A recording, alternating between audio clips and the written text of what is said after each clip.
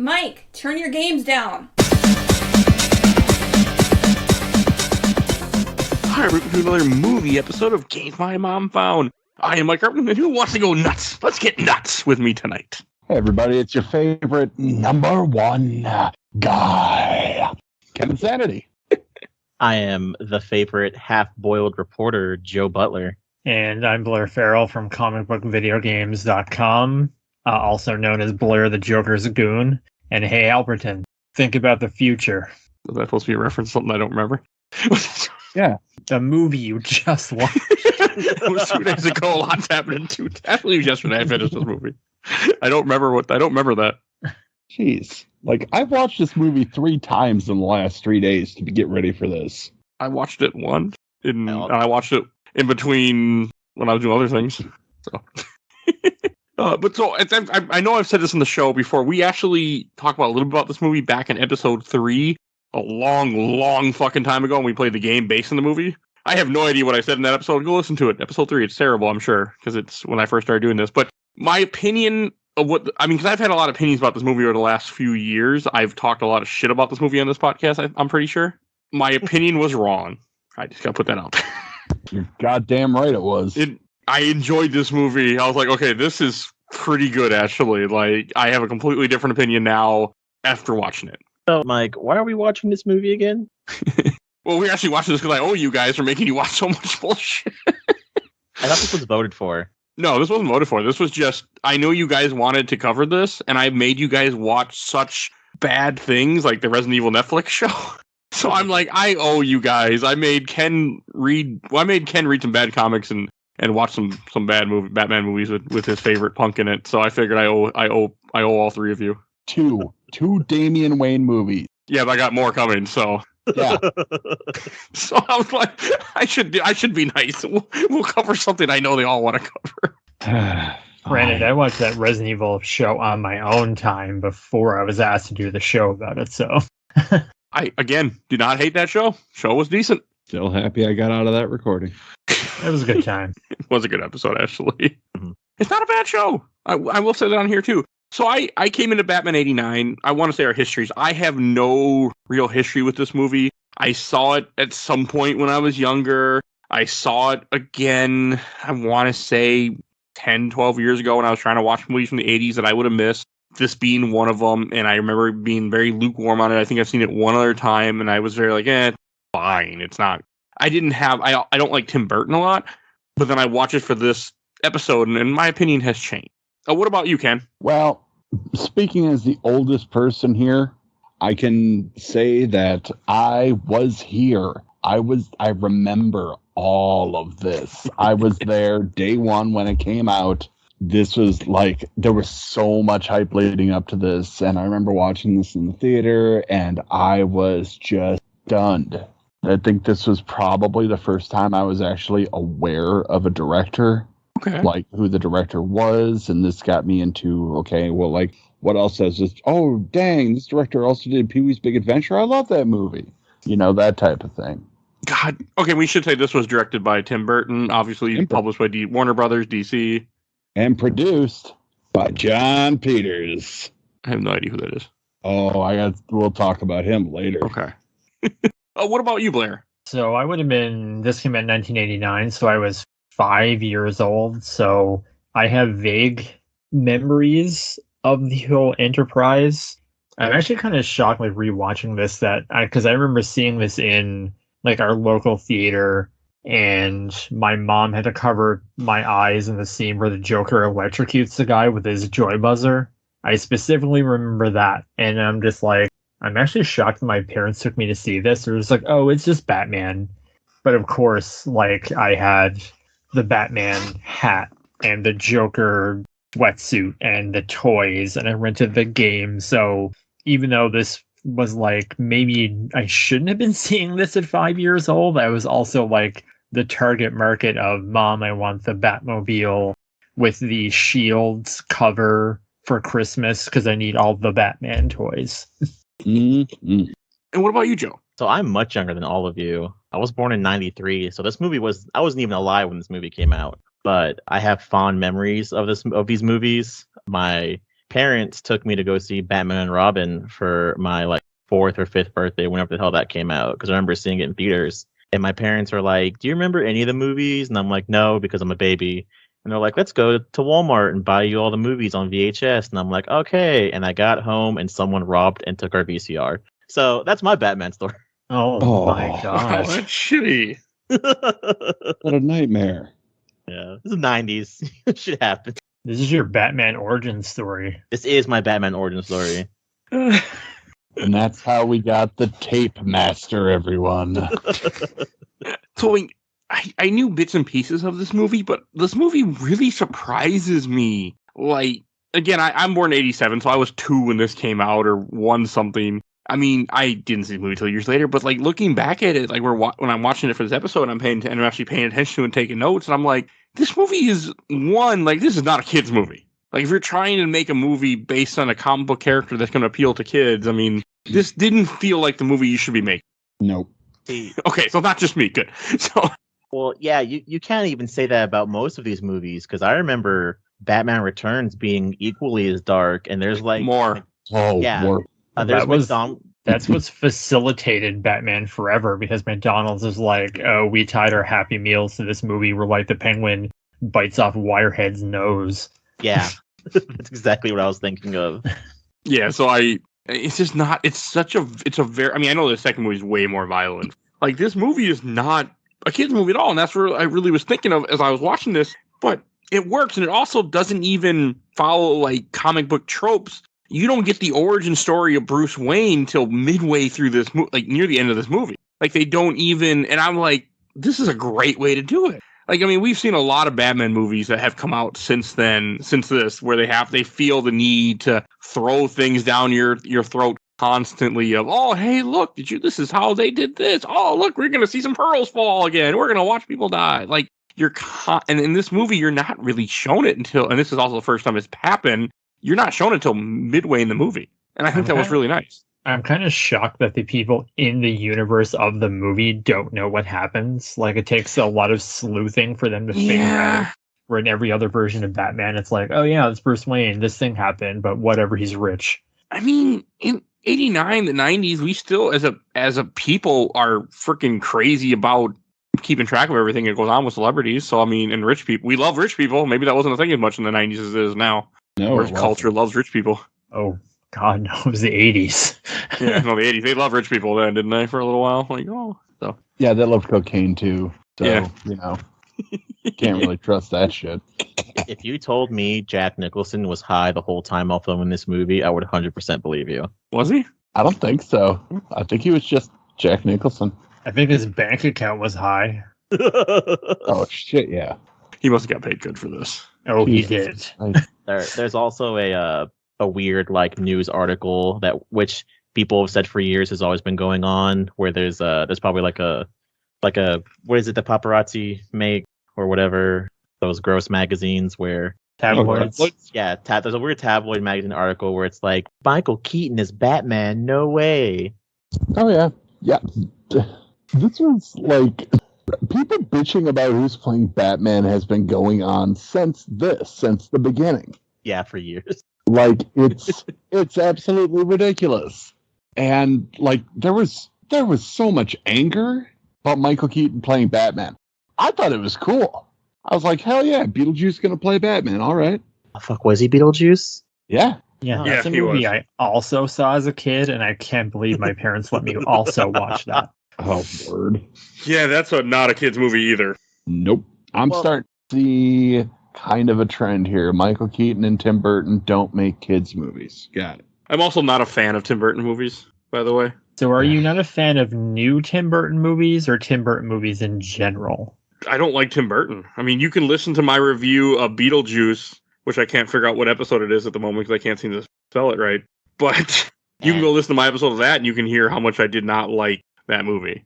And Nightmare Before Christmas? I didn't like that movie either. Yeah. That's not a... He only produced Nightmare Before Christmas. Yeah, don't even like Film don't- 22, if you want to hear my opinion on that movie, that horror movie. Don't take away Henry Selick's good work. And No, I mean, no, he did a great job. That movie creeps me the fuck out, and Tim Burton stuff just rubs me the wrong way. And my roommate's like that.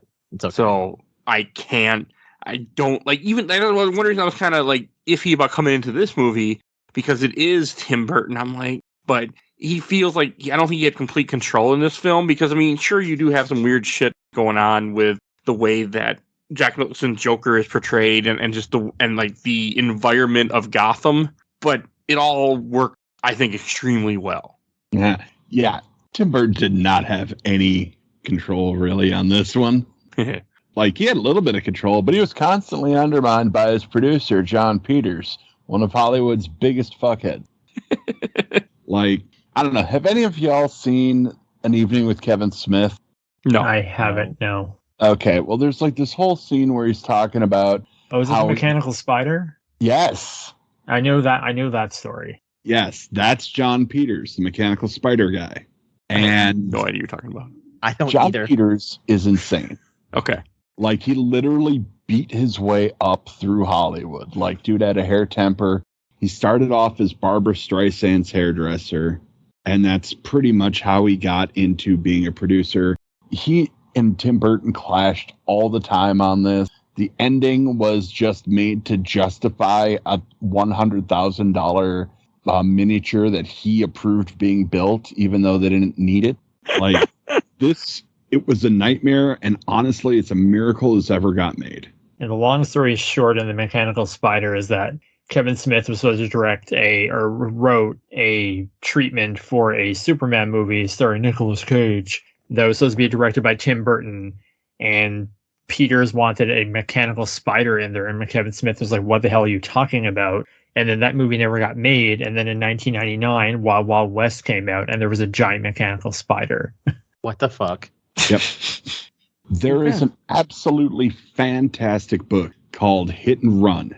And it is a book by, who did that?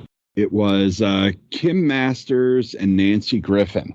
All about John Peters and his production partner, Peter Guber, and how they completely screwed over Sony Pictures to the tune of $3.2 billion because they just failed their way up. And now they just do it themselves. Like, it's a fascinating book, definitely recommend it. But they talk a lot in that book about the filming of this movie. Well, man, I'm telling you, if they spend all that money in that miniature, God love them, because just watching this, and I just saw the new Black Panther movie, which it's fine.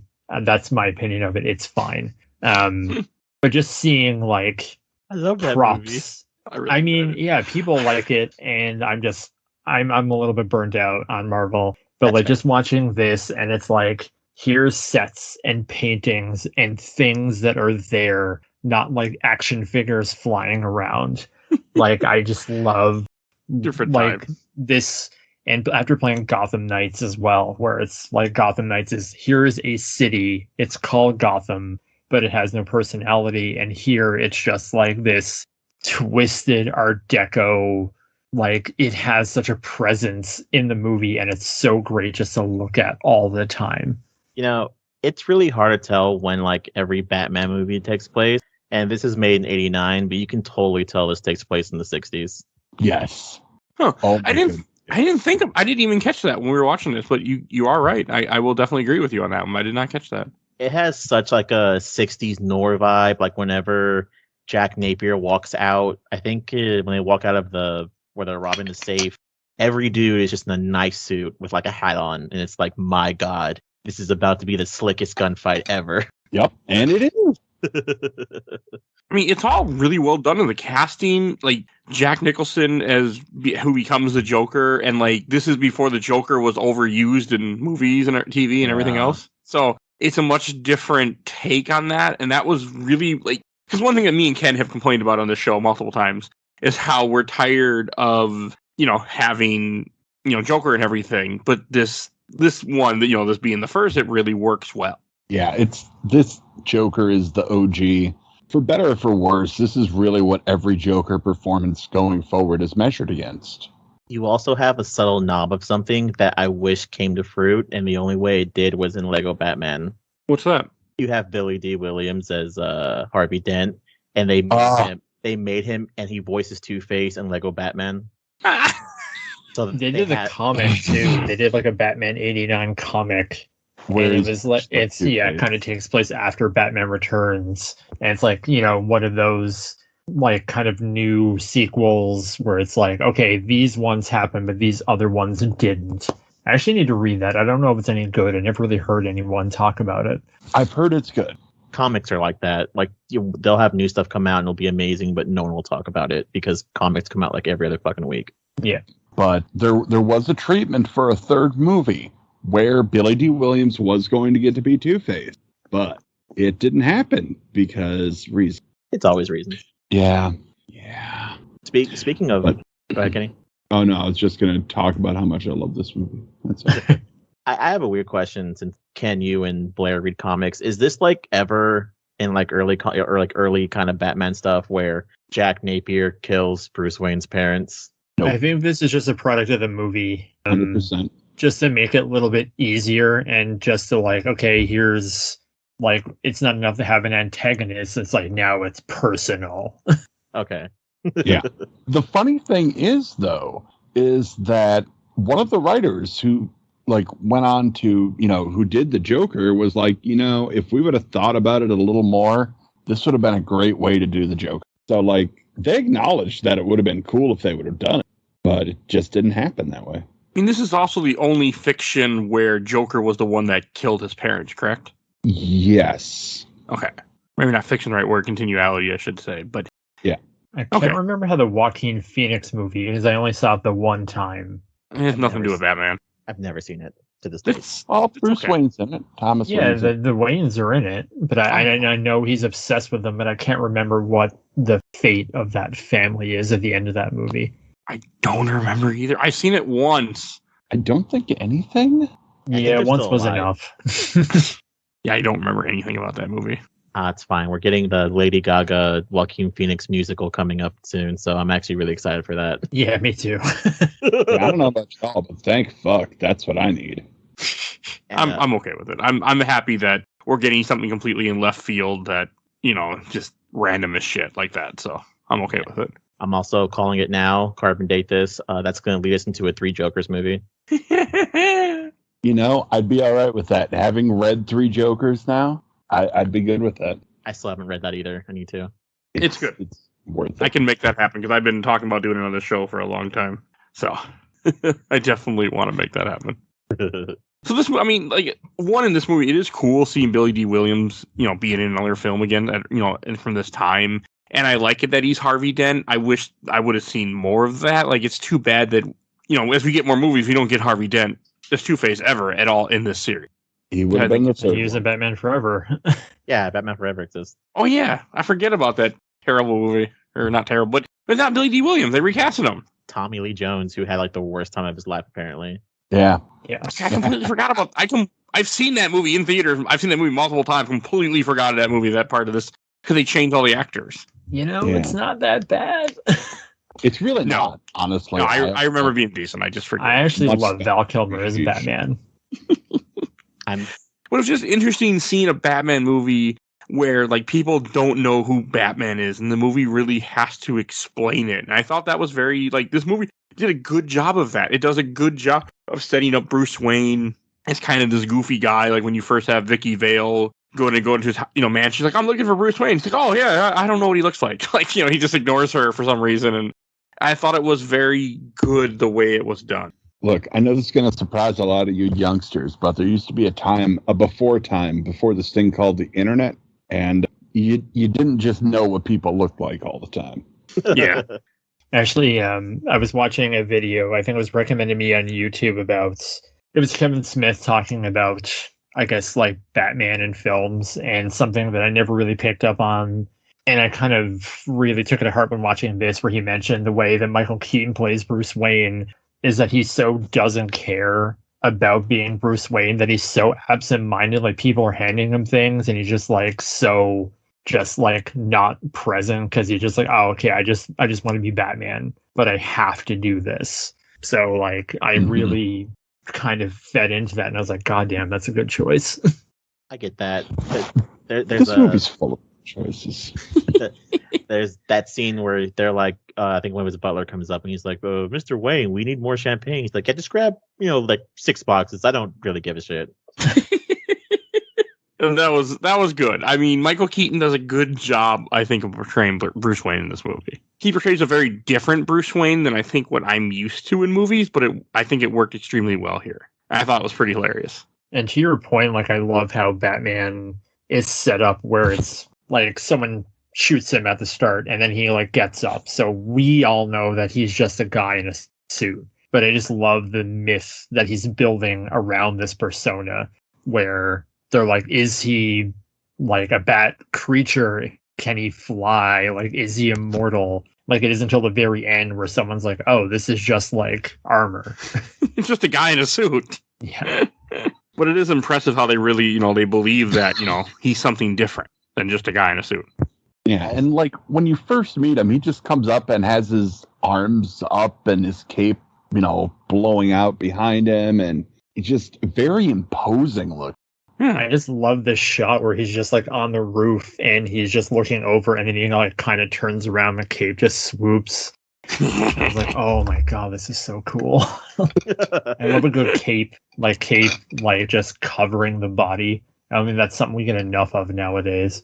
Oh god, this Batman is so extra though. He's all about the drama. And he really is though. I love it. It was also very interesting seeing. I like seeing Vicky Vale in this too a lot. I thought her character was actually really good in this, and I'm usually like, I don't care about Vicky Vale, I want to say, in most things, but I really liked her in this. Have you played the Telltale series? Yes, but I don't remember it very well. But yes, I played both. Shut up, Blair.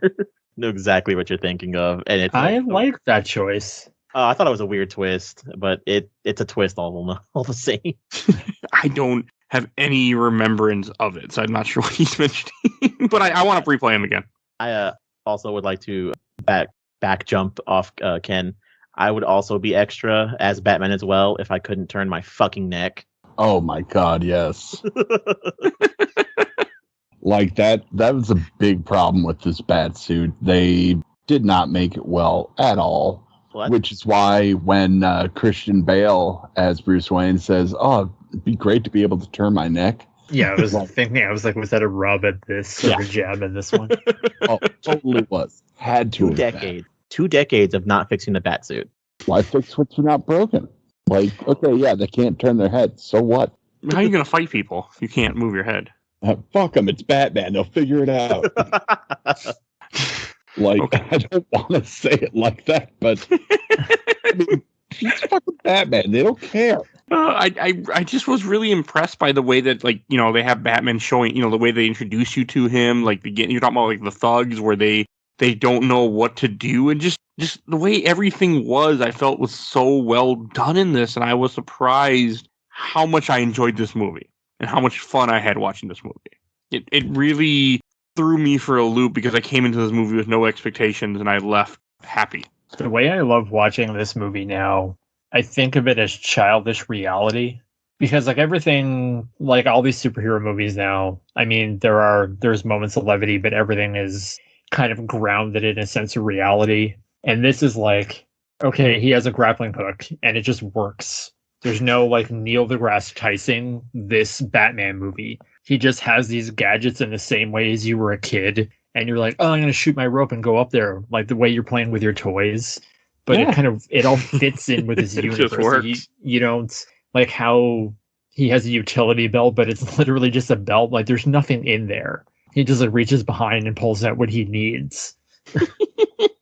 There's also the really weird moment where he's like driving the Batmobile and it's like, I gotta make a quick turn. Let me shoot out an anchor that'll make me turn really quickly. Like, that's the way to do it, though. They use that in a GameCube game later on. Oh, that's weird. They used the line launcher from the art museum in the Batman games, so why not? Oh, I really like seeing the line launcher in here. That made me smile. I really got happy when I saw that. Like way more than I expected. I really wish more Batman movies just kind of took the same feeling that this movie had of, like you were saying earlier, just, hey, fuck off, it worked. I wish they would just be like, no, just fuck off, it's Batman. Stop trying to ground it. Don't make Gotham Chicago. looking at you, Chris Nolan. Like, just And fuck it. It's Batman. I don't want to get into kind of a big discussion on like the new Batman movie that came out this year, because I know everything on paper, it's technically excellent, but I thought it was fine. And I think I'm saying that a lot about a lot of things that are coming out this year, because like I can't see Robert Pattinson's Batman fighting a giant mud monster or a guy in a free suit, and I'm tired of not having a Batman who would do that. Yeah. Like Clayface would just be a guy who's like guard up or something. Like Yeah. I don't need to see the Riddler who looks like the Green Bastard from the Trailer Park Boys. Like, Clayface would be Mysterio. You'd just It be would like, be like that like Mortal the- Kombat short where like Baraka was like a surgeon who put swords on his arm. Oh, I know what you're talking about. What Man, the that fuck? that little short was awesome. Look it up, I'm so Joe. glad we never got that movie. It's hard to find, but I mean, it should be on YouTube somewhere. Oh yeah, it's easy to find. Okay, yeah, Mortal At Rebirth. Yeah, it's fucking strange as hell though. So It is dope. sure, that's a word. Anyway, But with this movie, I- like I was just impressed. Like I also was like watching it this time. I was really impressed of the evolution of Jack Napier, the Joker, and just kind of the way he becomes that. How he really just changes as the movie, as the movie goes. I mean, he really. I felt he did a very good job of that, of them showing you him becoming the Joker. Like the whole transformation of the things that lead to him becoming nuts and everything. I thought it did a great job of that. And I was impressed with it. I was impressed of the whole, just the way that everything goes. I was really impressed with the way they did it. I was impressed with the, you have him already kind of crazy and you have him, sleeping with the boss's, girlfriend or wife. And then it leads to him, then trying to attempt to murder him and like just everything. And I just felt like, okay, this is actually really entertaining. Would you guys say that Joker's like girlfriend, whenever she shows up and she meets Vicky, would you guys say that's an early concept Harley Quinn? I think Harley Quinn just was like a happy accident. kind of. Like, I don't think it was, obviously it wasn't intentional because Harley wasn't made until, Way later. the animated series came along. But the idea of Joker, like, fucking around with somebody he loves, supposedly, I think that idea really did probably lead to the creation of Harley. 100%. Okay. Something I absolutely adore is that the Joker is equally terrifying and also hilarious.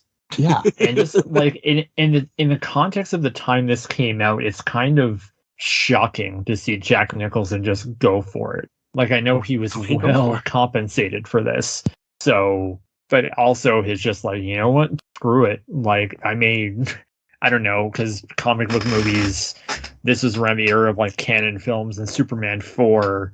So that's the era that we're talking about. And the last time Batman was seen was the Adam West show. So it's just like Jack Nicholson would have been like, I may never act again. So like, if this is how I'm going out with a smile. Also, I'm kind of sick. Even though it's obviously an early movie and everything, it's so nice to watch a movie and not see like a complete edgelord, Joker of like, oh, gotta do things because I'm crazy. No, it's just him, Jack Nicholson, being silly. For instance, spray painting a bunch of paintings at a restaurant, at a museum. That scene, okay, I've seen the scene before, but I laughed my ass off this time. The music, the Prince song is playing. They're just like, I'm like, okay, this is hilarious. Like, this is perfect. I want to Like, see his training for that cane. I was really surprised how much I liked that scene. I don't know what it was, but there was something about that scene that really worked for me. I believe that thing is Prince. Yeah. I don't care for Prince though. What state do you live in? I live in Wisconsin. Yeah, I don't live in Minnesota. No. No, I know. I've actually have held things that, because I worked at a shipping place and I was in the city where he after he passed away, the city he used to live in, and the city I was at, I actually held things that like his tapes and stuff, and we were packing stuff for him a long time ago. So yeah, I just don't have a big thing for him. I don't know why, to be honest with you. Not want to have that level of responsibility. Yeah, it was part of the job. But like, this is The Prince music, honestly, I think really kind of roots this movie in a campy theme that we've never gotten since. Like, none of the other movies have been this ridiculous. Like, even Batman Returns wasn't like this much ridiculous fun. And I think the Prince music has a lot to do with it. And Jack Nicholson. I like to think Jack Nicholson Oh, yeah. was a really great, like, silly Joker, but enough for you to take him seriously to be like, oh, he actually is fucking terrifying. I just really miss soundtracks and soundtrack singles. Like, I think there's stuff for Black Panther, but I'm like, when Suicide Squad came out, the first one, the bad one, I was like, how do you have a perfectly good Will Smith and not have a Suicide Squad single? Because I had to get a song with Rick Ross and Gorilla.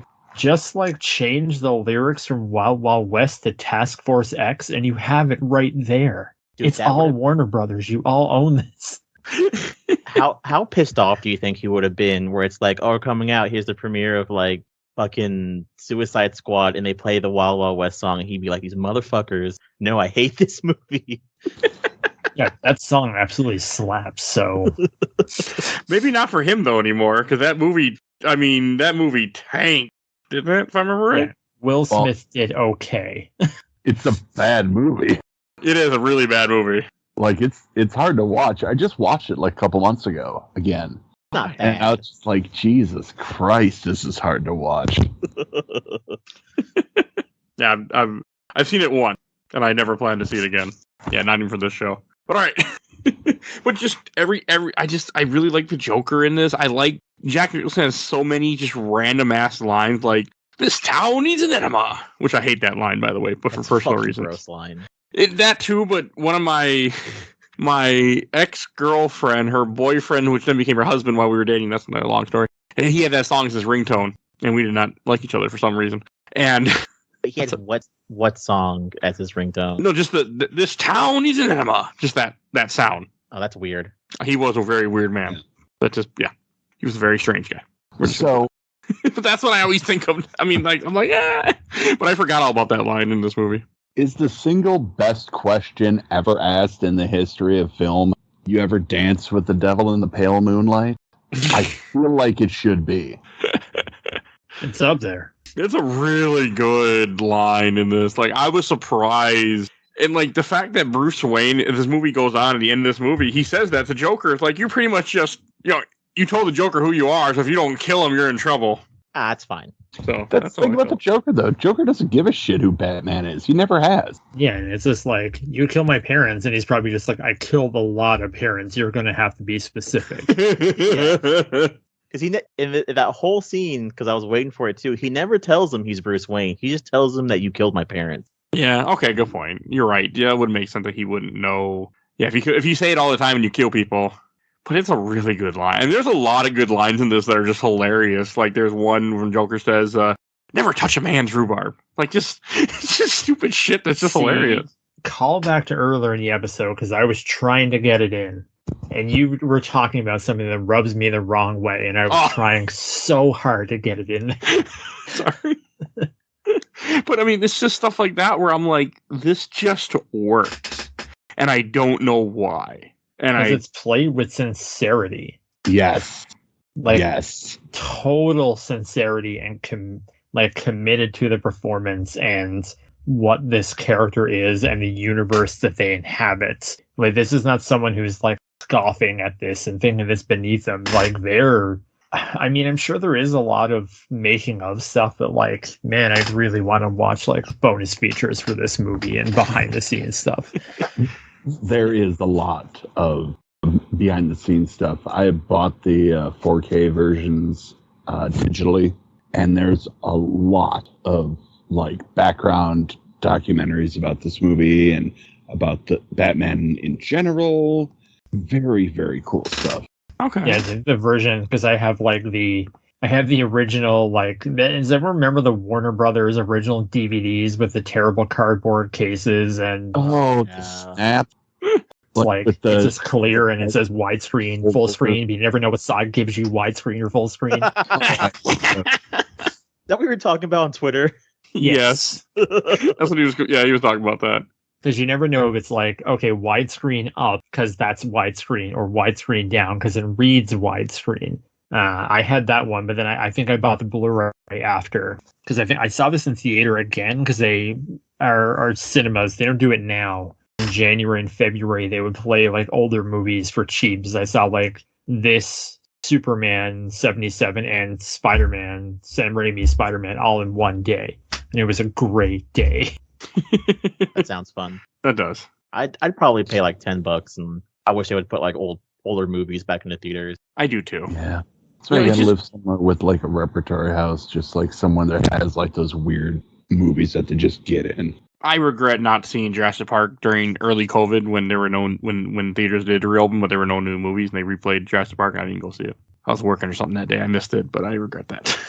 Oh, but speaking of this film, another thing I want to mention is just like the way that everybody's so goofy. I mean, everybody in this movie is goofy as hell. So, you know what my favorite cutaway gag in this whole movie is?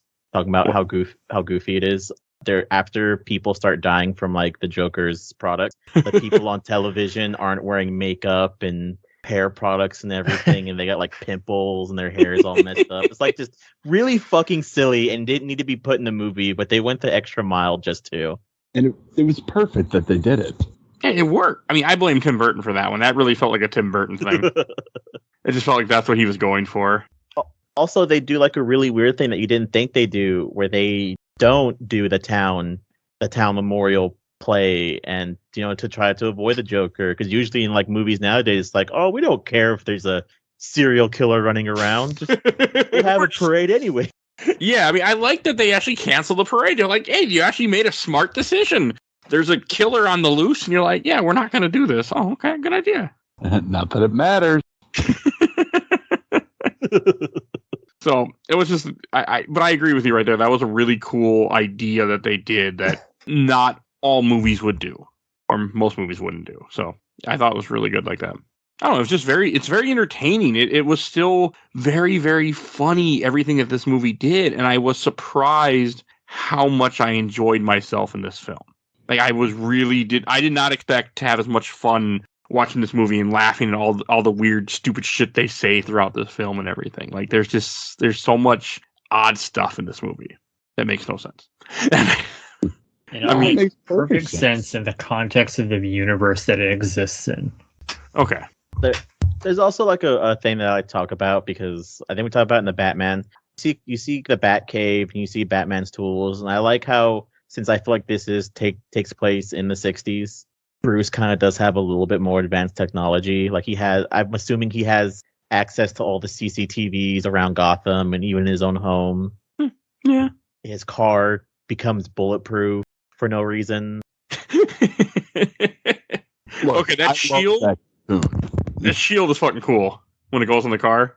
That is cool as hell. I really like how they do that. I'm wondering why no one tows the car, but it's still just so cool to see when it happens. Well, yeah, you can't tow it. The armoring goes over the wheels too. Yeah, I think you can still maybe lift it onto the back of a tow truck. Oh, I don't know. They'll find ways. If they had to repossess it, they'd find ways, I'm sure. Yeah, but how are you going to repossess a car that man made himself? Man, you never know. Hey, at least it's not a Kia. If it's a Kia, they would just break in the window somehow and hotwire the car and drive off. So. And again, it's so. I mean, it's such an iconic car, but it's so impractical for the purposes that it serves. But it's so awesome. And it's like, again, going back to the childish realism where it's like, it has a jet engine in the back to make it go fast. Why? It's fucking cool. That's why. Yeah, exactly. So I'm not a big fan of this design before I watch this movie again. And I'm like, okay, I enjoyed the car. I'm like, I like this car now. I don't know. As a kid, I was a fan, but as an adult, I haven't been a fan. But this watch made me say, okay, this car is pretty damn cool. The Batwing's pretty cool too. It's like super tiny. And there's that one scene where the Batwing goes up by the moon, and I'm like, this is cool. Too bad. Like this is just a really cool scene.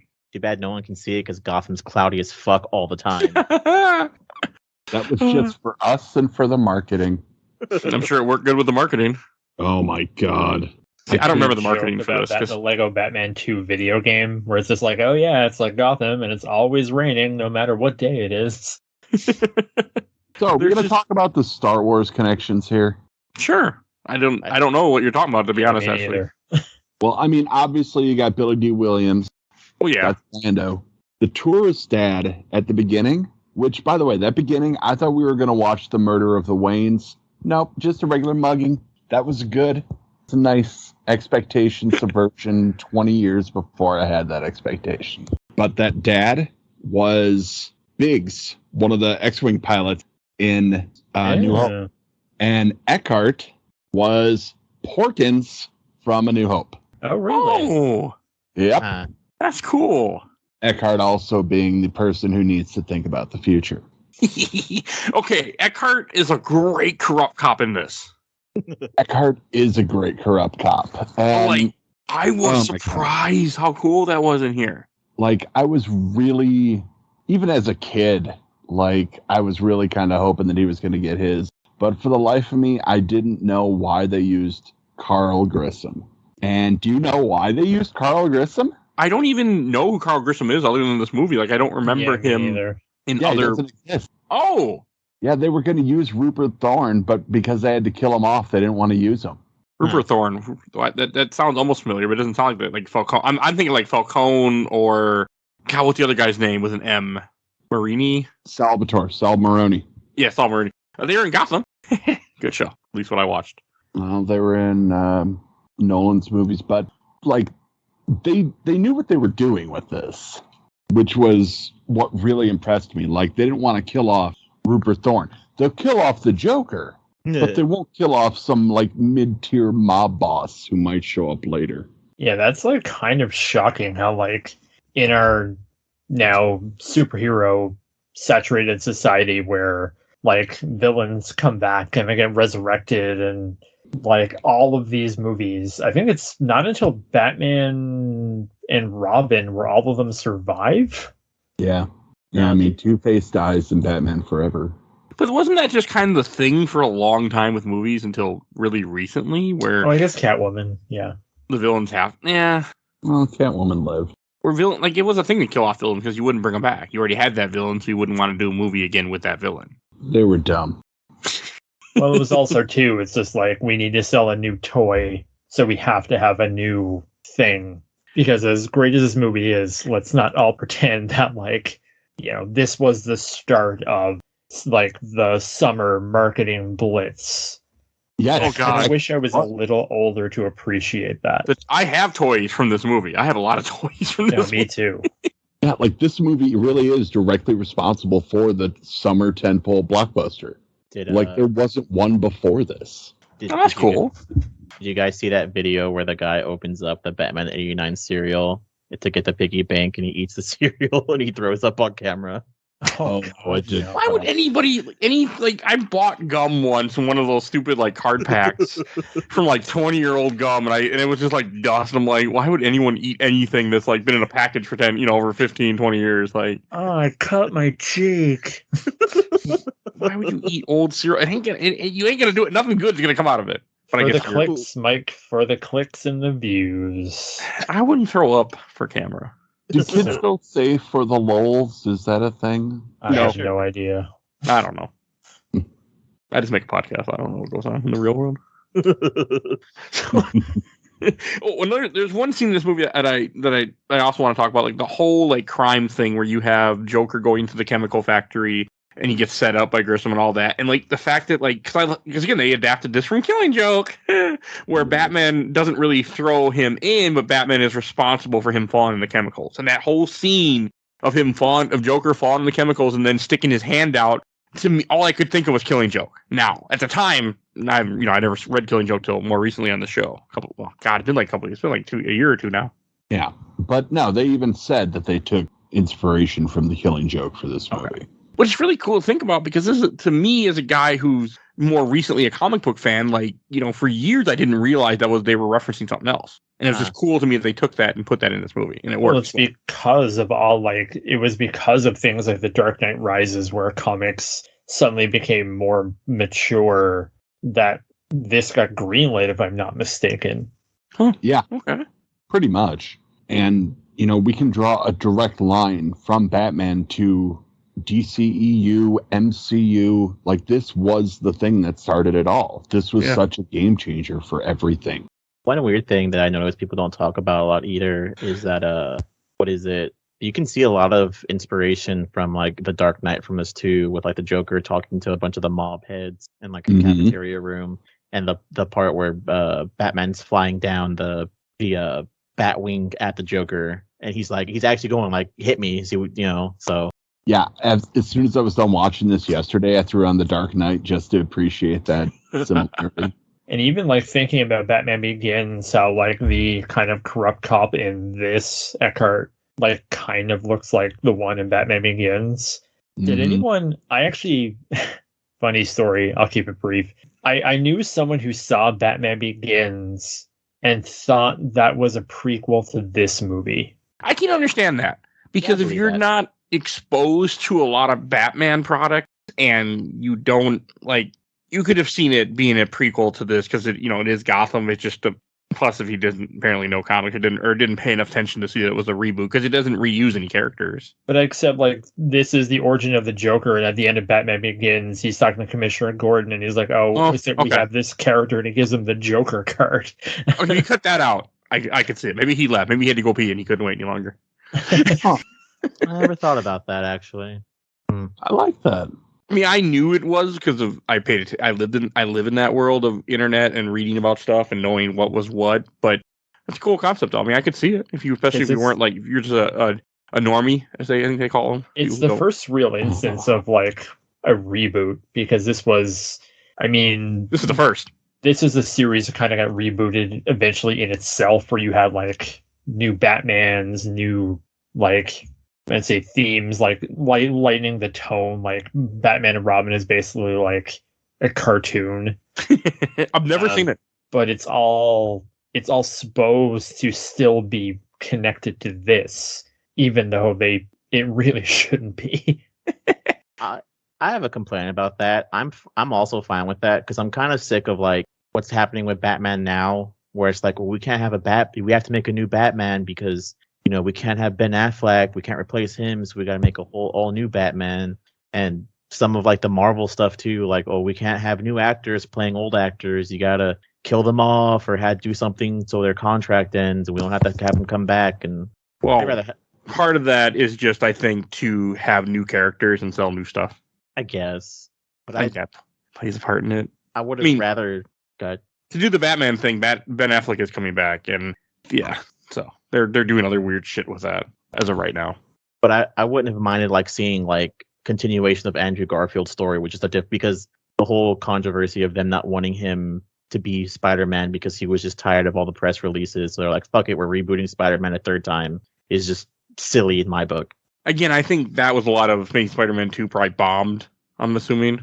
Oh, it was a financial disaster. Yeah, I think that led to him getting fired. It's Sony's fault, though. It's not his fault. I know that's the thing as we brought up earlier about like Sony's this guy. Companies don't recognize. Oh, we made a mistake. They go, gotta be that guy. Can't be us rich people. Oh no, we're great decision maker guys. Yeah, like no, they don't understand. So, Sony, the studio that released Morbius in theaters to bomb twice. I still love that. Yeah, watched that movie. I watched it. I enjoyed it. It's fine. I like Morbius.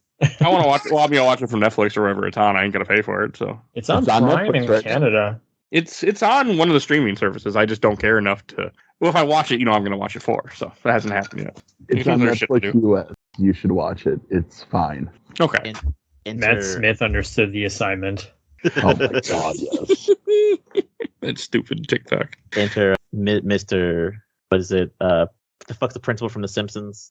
Skinner? Yeah, Principal Skinner meme of, is it me who's wrong? No, it's the kids that don't know what they're talking about. That's a really good way to put it.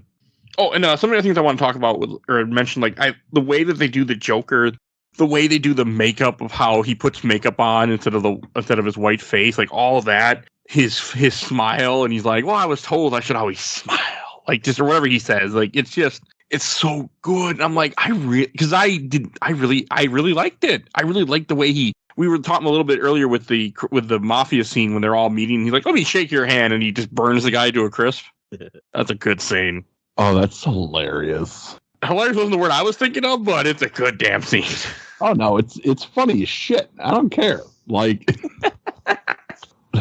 like when they ask him, "What's with that grin?" He's like, "Life's been good to me." Like it's just, it's full of funny little pithy one-liners throughout the entire thing, and it works so well. And something I don't think anybody really talks about in regards to this movie. This is the only Batman movie where there's one villain. That's it. Period. Just one. And because of that, you get so much more time to let everybody breathe a little more. So, like, you learn more about the personality of the Joker. You see him become the Joker.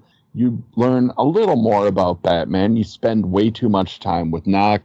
But, like, they do a lot with Knox in this. Way too much. But, like, there's just so much, there's more time to allow this movie to organically develop than rather having to, like, shove reference after villain appearance after villain appearance on top of each other. Like, they really need to go back to just this. And the Joker's introduction, where he's almost kept completely in shadow into the last possible seconds. I just never even, because I've seen this movie, but it's not something, I have to change that, where I have to keep watching this more. And it's just, I completely forgot that it's like held through that long, where it's almost like the reveal of a horror villain. And even Batman has played like a horror villain in this one, like where he's dragging that dude across the rooftop at the beginning. That's absolutely shot like a horror film. Yeah. Like, it's so good. You guys know how, like, sometimes whenever movies come out and they're like high definition or whatever, it kind of looks bad. This movie still looks really good. One of the things that I liked about it was whenever Jack Napier shows up and, like, he's wearing, like, makeup to look normal, you can kind of tell that he's wearing makeup and it doesn't look natural. And then whenever he gets wiped off or whatever, the white makeup looks more natural than him wearing, like, skin tone makeup. Yeah. Well, we're watching years of blockbusters where everything is filmed in a soundstage or in a volume, and just like, as you've seen this summer with, like, Top Gun Maverick, where people will go out in droves to see a movie where they fly by a roof and it comes off because that roof actually came off. Like, that's what I love about this, is that Gotham feels, it's cliche to say it's like a character, but it is. It is because it has such a personality, and it can't be mistaken for any other place other than Gotham City. And this one's a very cartoony Gotham City, too, which is nice. You know, like you guys were saying earlier, it's not like a real city. You know, it doesn't feel like a real city. Well, it can't be. Like, this. No. This Gotham can only exist in a movie with the Gothic architecture and everything. Like, that's the only way you're ever going to get a city like this, is in the movie. That's what we want Gotham to be. A place that we can only go to in the movies or in the comic books. I don't want to, like, I've driven by so many of the spots that they filmed Dark Knight at in Chicago. Like, it's kind of sad, really. Like, that's it's not Gotham. But this is Gotham. This is something dark that's bigger than life. This is the kind of Gotham that Batman should be patrolling. Like, that cathedral that they climb up at the end, I'm pretty sure is taller than any building in the province that I live in. Yep. And it was a $100,000 miniature model. That's ridiculous. Every cent is on the screen. Welcome to Gotham, where it may be like the 90s or even past the millennia, but we still have Gothic architecture to hold Batman and our other vigilantes, and also we use police blimps. Holy shit. I'm sorry, I just read about how much Jack Nicholson actually got for this movie. How much you get paid? So he did he got a $6 million salary for this, which is lower than what he normally got, but he got points on the back end. Yeah. This is the first instance of, like, that. He's like, I'm going to negotiate a bunch of stuff off, like, the back end and percentage of earnings and merchandise, and he ended up making over $50 million in 89 money. Damn. Money, money, money. Who do you love? And where's the Batman? He's at home washing his tights. That was funny. I mean, like, everything in his whole plan of how he's going to kill everybody, like, you know, he's just like, I'm going to give people away money. And then he just starts gassing everybody, like, and they all fall for it. It's like, didn't you just see the TV part where he said you guys won't use products because they have, you're like just going to let them give away money, and you're going to just like, okay, there's no trap here. I'd be getting my fucking money and running. It's a good scene, though. It was a really good scene. Again, Prince music. If the Now Times have proven anything, is that if a crook goes on TV and says something, the masses will eat it up. But only in America, right? Yeah, this is in America. No, not wrong. I'm also really glad that Bruce Wayne in this is just a white guy who knows karate. He barely knows karate at that. Yeah, he's not a very well. I mean, he's not like, the trained Bruce that we get in other things. Well, that really cracked Ken up. We got our own Joker on air today. This is audition tape for sure. Can't stop laughing. But since we're making fun of Bruce, I'm surprised how many fucking people died in this movie. Oh god, they kill so many people in this movie. It's PG. This movie's fucking PG. So was Temple of Doom. Man, I don't remember a lot of that movie either. They tear a person's heart out. Yeah. Well, it's They still eat bleeding, brains though. out of a monkey. I'll fix that, Joe. I've been meaning at some point to cover that movie too. So. Oh my god. I'm sorry, I didn't mean to lose it back there, but that was That's just okay. the funniest It thing actually I've worked ever perfectly for what we're talking about. So Yeah. you had your own Joker moment. heard. Oh my god, that was good shit. But it's just entertaining. Like the knock stuff was fine because to me it felt very much of like an introduction to people who don't know about Batman, because this is so many people's first Batman. And that's the thing. It's like you think about the context of the era where, like, now it's like, oh, here's the Spider-Man origin again. Here's the Batman origin again, because it's everywhere. But back then, like, I didn't even know the Batman origin story. I knew Adam West and Batman put on tights and fought colorful villains. Like, I didn't know anything about his parents. Like, I may have had a few comics, but Batman was, hey, that movie is on ABC again. I'm going to tape it and watch it over and over because it's incredible. I think I knew Batman was by the time I actually watched this movie. So different, but it's like watching it back, like everything they do, just the way that they show things. Vicky Vale being the like showing Batman. Oh, one thing I really want to talk about, like when you see Batman have a date night with Vicky, and they're sitting at that ridiculous dining room table, and he's like, I never even been in this room before, or, stuff like that, where he just has this giant house, but he doesn't really live in it. And you have them in the small kitchen having a bottle of wine, and where he's like connecting with her. Like, I thought that was all really good to actually see like Batman being close and the way they did it. I really liked it. And again, that's not kind of jabbing at the new Batman movie that came out this year. Because, I mean, this is very much like, oh, here's the start of it and him getting comfortable with his dual identity. But there's such a line between Bruce Wayne and Batman in this. And I always love that divide. And, like, Michael Keaton does that so well. I know one thing I can complain about this whole situation. What's that? That this is the starting trope of, hey, you want to know my secret identity? Because he goes on like 2 dates and knows Vicky Vale for like a week before he's like, fucking Alfred's like, you should tell her you're Batman. And it's like, yeah, probably tell this girl that I've known for like a week that I'm Batman. It'll be fine at the end of the day. And the fuck Alfred lets her in. Fuck, you're fired. Get the fuck out of here. I mean, yeah, she's in the Batcave. How did she get in the Batcave? I didn't realize he just let her in. I missed that scene because I wasn't paying attention at one point. Yeah, Fuck. he lets her in. Well, it's like Alfred just wants him to stop this. Like, he's trying to anchor him forever to get rid of that. And yeah, it's a bit rushed, but I mean, it's a lot of movies are like that of the time and even now, where it's magical. Like, it's almost like rom-com tropes where it's like, oh yeah, we've been together for like 5 minutes. Now I'm only thinking of like how it should have ended, Batman in a cafe, like constantly running into everyone, being like, "You want to know my secret identity?" I didn't understand, like, why are you telling somebody so quickly? He brings her, like, I mean, I get that scene when he brings her to the Batcave, and then he like drugs her essentially, and then she wakes up in her room.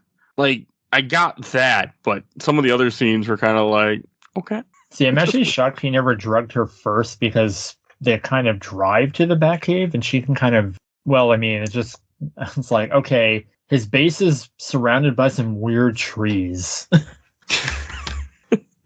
And you can't go, I know this street. Like, he's still driving down an actual street. I think it's funnier that he goes, I've got one more thing to tell you, and she's like, what's that? And then he just immediately drugs her. Yeah, and then he steals the film, and yeah, it was just kind of creepy. But hey, in this movie, at least Batman got laid. They even made a point. They even make a comment of it where she's like, "I even slept with you," or something like that. Oh, is that what that was? I made a joke about, you guys ever play Metal Gear Solid 3? Yes. You know how whenever at the ending when he gets with Ava, it implies they like had relations, but they have pants on. So I refer to it as PG-13 pants on hugging. I kind of imagine that's what they did. That's why they don't show it. Yeah. I don't know.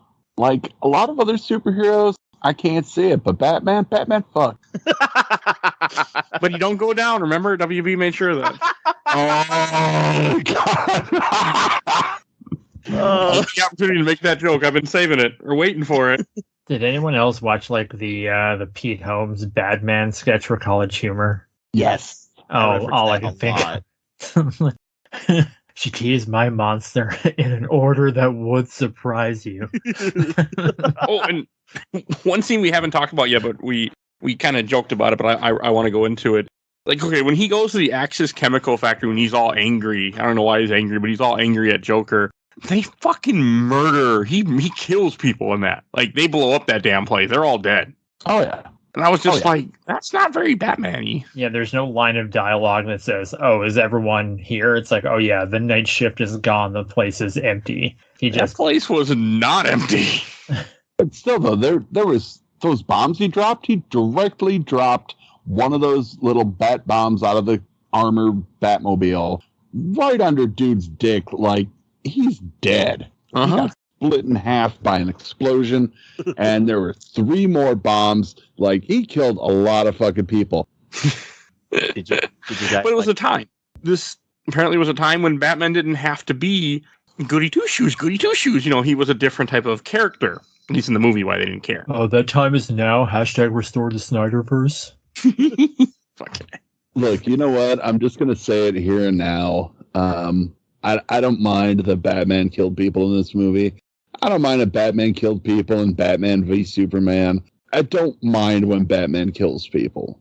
I don't. It's the thing I reference a lot. It's the patented Batman loophole. Just because I save you doesn't mean, or what is it that he says? Just because I can't kill you doesn't mean I have to save you. Yeah. So I do like that movie though, but I like that line too. But yeah, no, I get it. I like that movie too, but I always hated that part. But dropping bombs literally at somebody's feet, you know, you're not. It's not that you're saving them; you're murdering them. I don't care. There ain't no. But it was just funny. Like, he blows up the whole damn place and just drives off. But I kind of like because I was also kind of thinking about that. Because I'm trying to think of the order. Does this happen once he knows that Joker is possibly the murderer of his parents? I think so. Yes. Because a lot of the killing happens at the end, and like it's after he finds out. Because it's when he's Bruce Wayne and he's at Vicky's house after the whole dining scene. Joker goes to Vicky's and goes, "What do we have here?" And then before he shoots him, when he put that tray in hiding in his jacket, and he says, "I ever tell you, did you ever the devil dance in the pale moonlight?" He's like, "What?" I like to say it before I kill people or something like that. You know, he doesn't say kill people, whatever he says, and he shoots him, and then he puts the 2 and 2 together and realizes that's what the guy said when he shot my father. And then because I just equated to like Batman just these flood of emotions where it's like I have this code, but now it's just like, okay, this is on this guy's associated with this. And then I think they deal a lot with, like, in Batman Returns, kind of Fallout, where he's very much trying to talk down Selina from like killing Max Schreck, because it's like it's not going to make you better because he's not better. Yeah, because he kind of killed Joker, and he was about to. Well, he throws that guy, like, he just does a scissor kick and throws him down like 100 stories. He was fine. He's fine. No, he's fucking dead. Yeah, you don't see him like shoot the line to like latch him on to something. It's like, no, that guy is gone. What is it? But a different Batman, different time.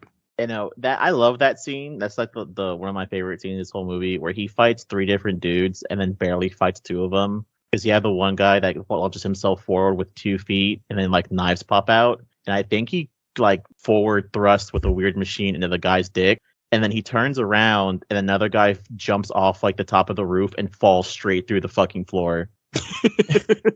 Yeah, I remember that. And It's silly. And wasn't there something to do with a guy did a bunch of like cool sword action and then nothing comes out of it because it was like an Indiana Jones moment or something? Yeah. Okay. He does the Arkham Knight where he blocks with his bracers. Yeah, it's one thing. It's kind of the flaw of this. Like, I love the Batman suit and how it looks, but yeah, he can't move very well. You're not doing you're not getting the Arkham dance around enemies here. It's like he can barely lift his leg to throw a kick. And he doesn't hit people with a Batmobile, you know, where they get stunned or anything like that. No, there's none of that. Just murder. Straight murder. They get lightly tased away. They're all dead anyway after that, but they're fine. Everybody who gets hit by the Batmobile is fucking dead. Uh-huh. This is a missile of death that just happens to have a steering wheel. Especially with the amount of speed you're going at when we played that game. Oh, yeah, they're all dead. I thought you were going to say, Kenny, at some point everyone gets hit by the Batmobile in Gotham, because that probably makes sense too. Well, I mean, with those turns, yeah. And I did laugh at the part when he shoots Bob, or he just kills Bob. He's like, Bob, give me a gun. He just shoots him. Yeah, you know what? Let's pour one out for Bob the Goon, all right? Because Bob the Goon, full legal name in the movie, Robert Hawkins, best damn thing in the movie. He does good. He actually was, I think he was at a convention here this year or last year I didn't go to, but I think I remember somebody be like, oh, it's Bob from I'm like, that's nice. I don't care. Now I care a little bit, but not that much. He passed away recently, didn't he? Oh, maybe that's what I'm thinking of. I have no idea. I know he was, because when this movie came out, it's fun. It's kind of quaint to think about, because I remember when Spider-Man 2 came out and the action figures came out, and there was like 5 different versions of Spider-Man that all looked the same, but they had different accessories and one Doc Ock. And when this movie came out, there was 3 action figures. It was Batman, Joker, and Bob the Joker's Goon. That was it. Damn, that's not a lot. That's weird. Tracy Walter, Bob the Goon, is still alive. Okay. Okay. I don't care. I think he was at a convention here or something. Because I remember seeing someone say, oh, Bob the Goon. I'm like, who the fuck is Bob the Goon? Because I hadn't seen this movie in years. I'm like, okay, I don't care. But no, I kind of care. I'd like to meet him. Probably not enough, but it's still cool. But okay, I'm glad he's still alive. We've been losing so many people lately, so. I remember that Bob the Goon figure with the power kick and the hat that came off. That was good shit. I had the Joker figure and the Batman figure. I also had the Batcave from this. I don't have it anymore. I gave it to a friend of mine because it sat in my basement for 20 years. But we had the Batmobile. That thing was so loud. And it had like the plastic that made you just put it on the cover and it was a shields. And we had like a squirt gun that was like the Batwing. Man, I wish I still had that thing. Did you have the remote control Batmobile? No. We had the Batwing. I think my brother had that one. I had the remote control Batmobile, but it had like where the remote was connected to the Batmobile, and it was only like 3 feet long, so I had to run with the goddamn thing to actually make it go fast. I also want to talk about how creepy, like, the way he's killing people is, and how quickly they mix together all these different chemicals that, like, if you have certain makeup or use certain deodorant, like, that whole idea is just, I mean, that's a really creepy idea to imagine, like, because that could be a real thing. Like, okay, you can't just use all these products that you use every day. No, it's a really good, it was a, good thing for, a villain to do. Made sense. You're just lucky that all this stuff is manufactured in Gotham City. Yeah. And all really quickly too, because it feels like it's not that long from the time that he takes over to the time that he starts shipping all that stuff out. This is a fantasy when this movie's keeping jobs in America. Not wrong, Mr. Canadian. You're not wrong. I come from Milwaukee. There weren't manufacturing jobs there in the 90s. They're not wrong.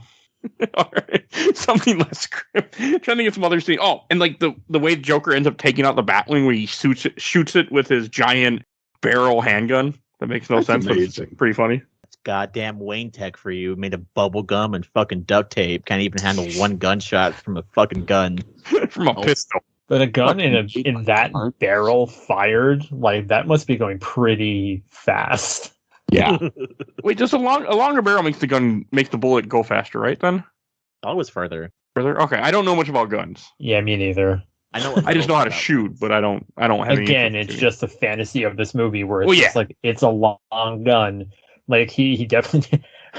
They should have the whole parade scene where the Joker's kind of just like walking around, and his leg is kind of weird, and it's like, what's wrong with your leg? It's like, nothing, but he's just hiding this giant gun. Just in his leg the whole time. Yeah. Oh, Jack Nicholson is so good in this. Michael Keaton is great. Who played Vicky Vale? Kim Basinger. Okay, Yeah. she does a great job in this too.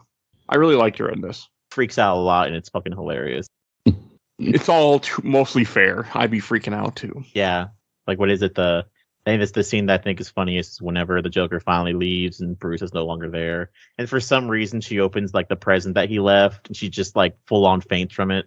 I didn't understand that, unless that was supposed to be like, it's just a hand that pops out. I mean, it looks like a fake hand. It didn't look like it was somebody's hand cut off and put in there. Jack in the Box holding dead flowers, and that was too much.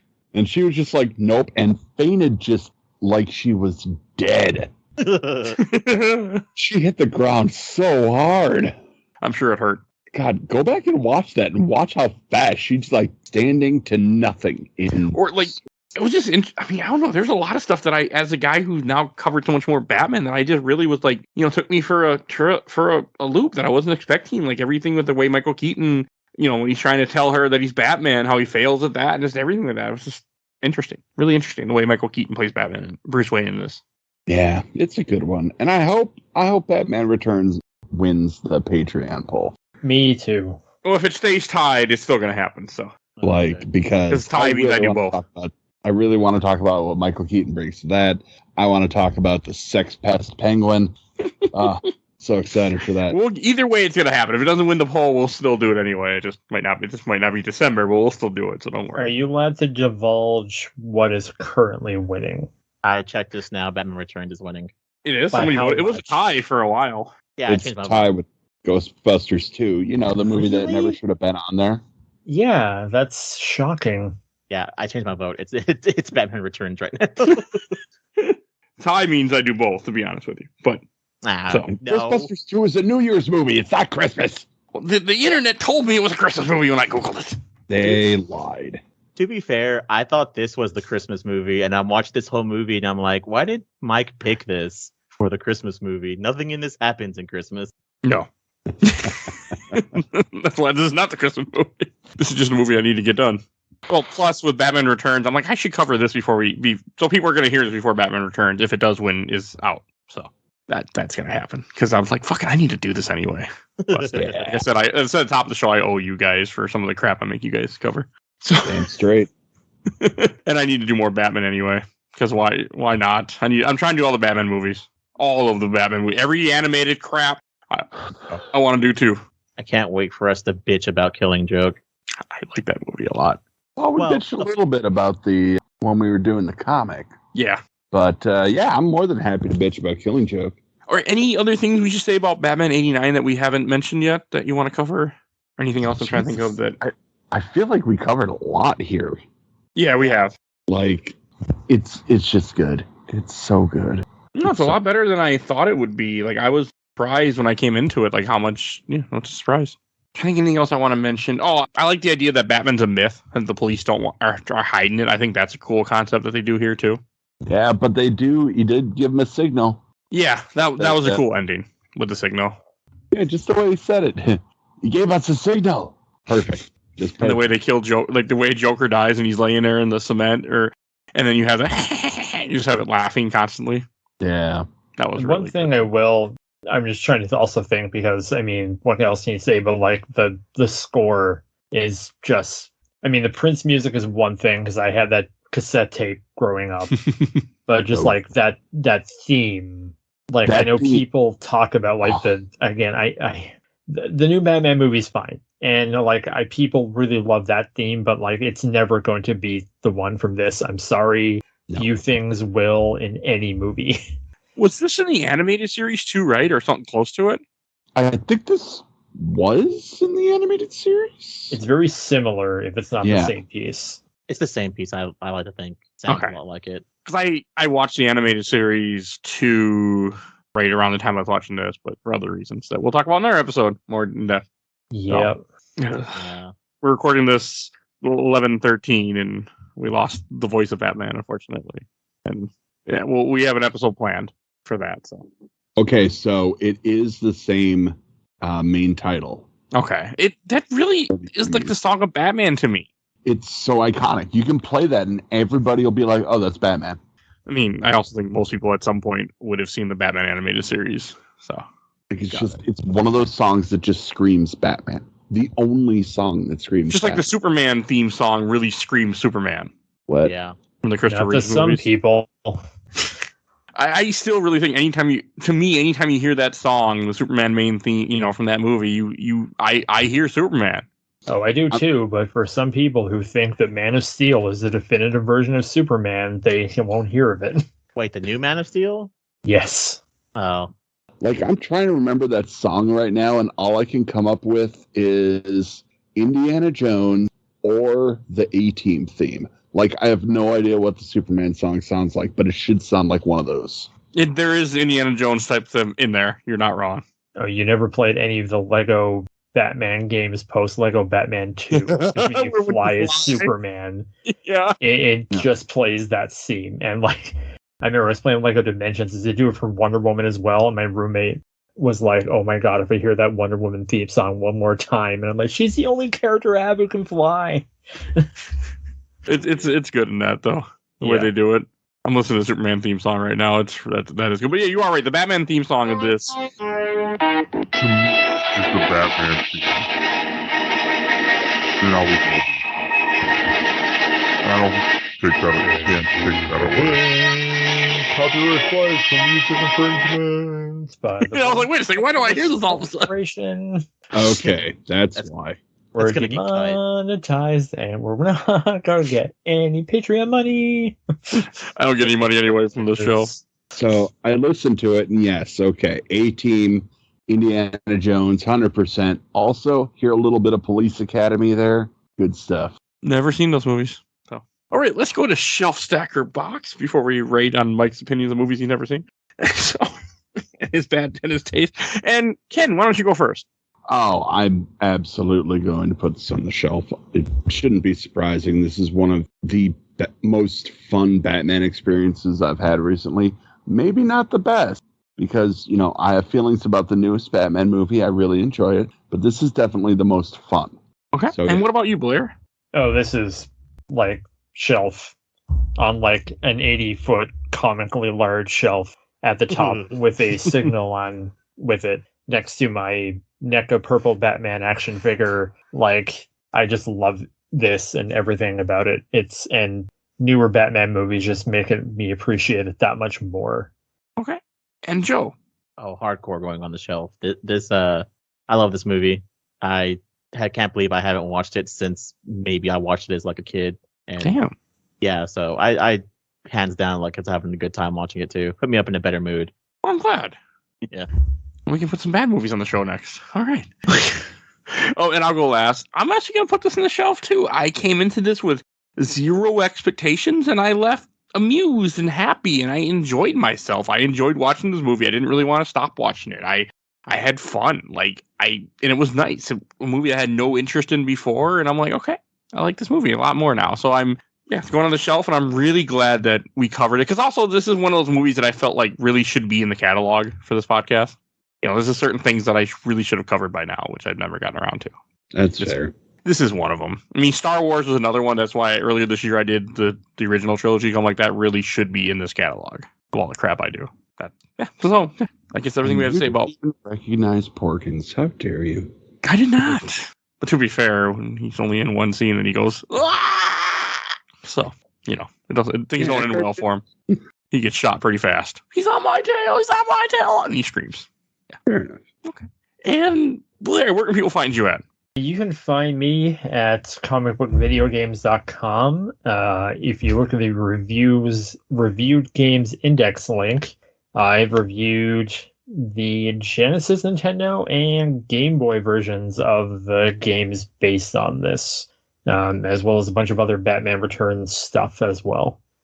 All right, that's cool. We did the Genesis game, episode 3, as I mentioned top of the show, but I think we talked about this movie too, but it was so long ago in a completely different cast. Have you done the NES game? No, we talked a little bit about it in that episode, but no, we just talked mainly about the Genesis and then this. And I think this movie, I haven't listened to that, nor will I. So I don't remember what we said.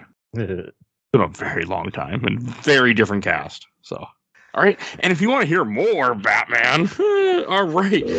Son of Batman, film 38. The Batman, film 35.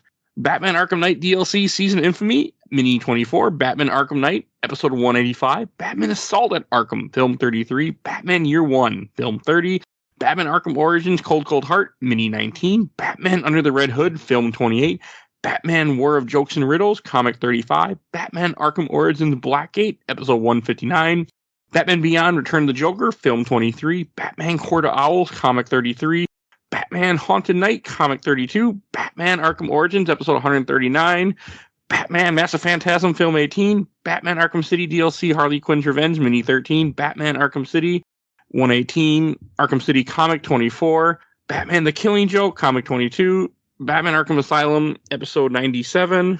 Oh, wait, there's more!